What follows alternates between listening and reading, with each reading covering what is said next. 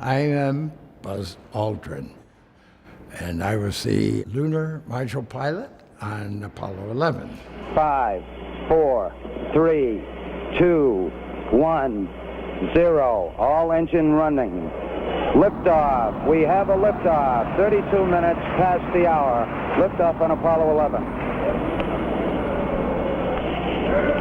Tower cleared. I believe that this nation should commit itself to achieving the goal before this decade is out of landing a man on the moon and returning him safely to the earth.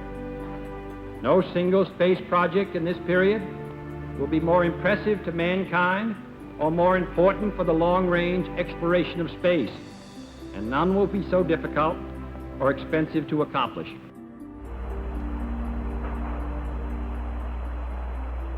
Roger, Eagle, send dock. Roger, how does it look? The Eagle has wings. Roger. Looking good. Roger, Neil. Everything looked normal when we separated. Little communications problems with Earth, but then when we got to the point of lighting the engine for powered descent. Eagle, we got you now. It's looking good, over. Roger, copy. Neil said, I think we might be a little long.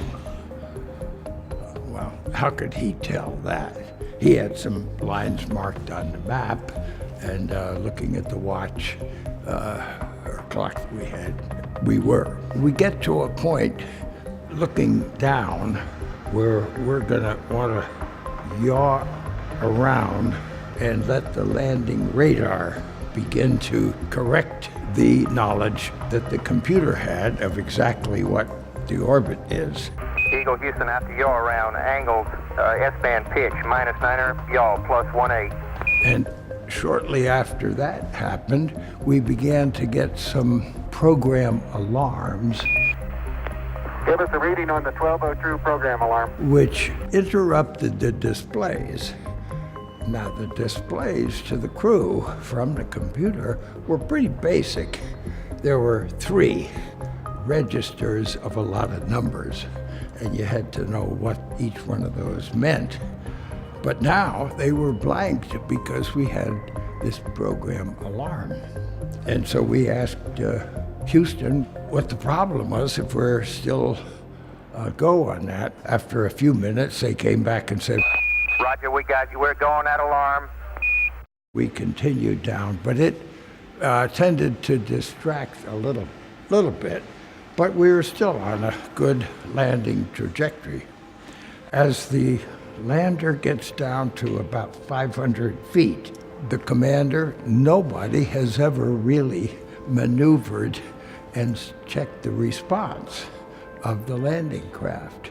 And so all the commanders agreed that at 500 feet, they would begin to manually control toward what looked like a reasonable landing spot. And everything still appeared to be okay. And I could see, and Neil also wanted to avoid a crater that was in front of us. Forward. Forward. When we were at about 100 feet, now Neil is looking out the window and manually controlling, and I'm giving him the numbers of the altitude rate or descent rate, and the speed over the ground. 40 feet down, 2.5. Picking up some dust. 4 forward. And I keep updating with that information. 4 forward. Drift into the right a little. Okay. At about 100 feet, there's a light that comes on as a fuel quantity light. And about that time, the capsule communicator, Charlie Duke, says, 60 seconds. okay, 100 feet, 60 seconds. We better ease down is what I'm saying. But I don't want to disturb Neil by saying, hurry up, hurry up, hurry up. Lights on. A little further, 30 seconds, but we're 10 feet. I figured, we got it made. When the landing gear is just about to touch, there are probes that come down about 5-6 feet. And as soon as they hit the ground, they will bend, because it's supposed to bend. And that sets a micro switch, and it lights a light in the cabin. And that's when I said, Contact light. of course, Neil is looking out the window and controlling it, but that's the first indication of actually touching down. And then we actually touch down with the 4 gear, and I call out a few things that we need to do, like shut off the engine. Okay, engine stop. We copy you down, Eagle. Tranquility Base here. The Eagle has landed. Roger, Tranquility. We copy you on the ground. You got a bunch of guys about to turn blue. We're breathing again. Thanks a lot. So we touched down, and I think the estimate, not because somebody put a dipstick in the fuel to see how much was left, but it was calculations and information on board. We probably had about 15 seconds of fuel left.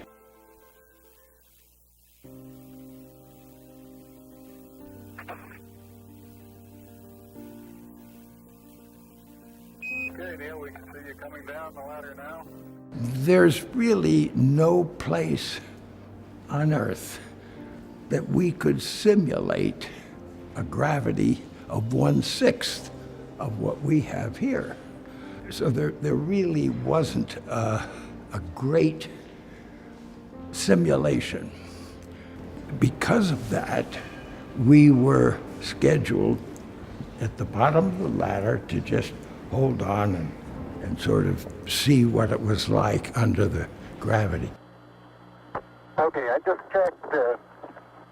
Getting back up to that first step. That isn't collapsed too far. Neil went down first, and he did things, and I could see him through the window. I'm going to step off the lamp now. He had no trouble at all, just moving around. That's one small step for man. One giant leap for mankind.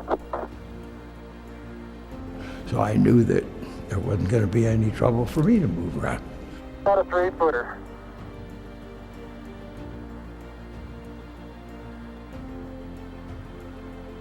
Beautiful view. So we proceeded on. Here, men from the planet Earth, first set foot upon the moon, July 1969, AD. Walking was relatively easy. I demonstrated several means near the end of our stay on the surface in front of the TV camera. And that was planned up here if we had the time. And it looked to people back on Earth as if I was just having fun. But I was really doing something for people to observe the ease of mobility.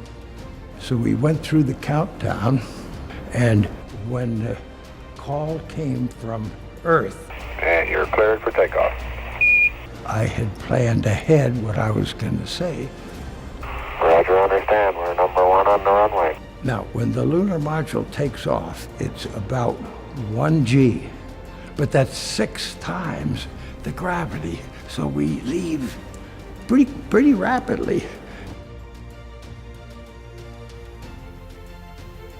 The ascent engine is fixed, so it's a rather sloppy feeling, but it's what's expected. There's nothing wrong.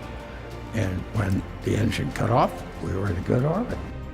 Some way, when those 2 Americans stepped on the moon, the people of this world were brought closer together. That it is that spirit, the spirit of Apollo, that America can now help to bring to our relations with other nations. The spirit of Apollo transcends geographical barriers and political differences. It can bring the people of the world together in peace.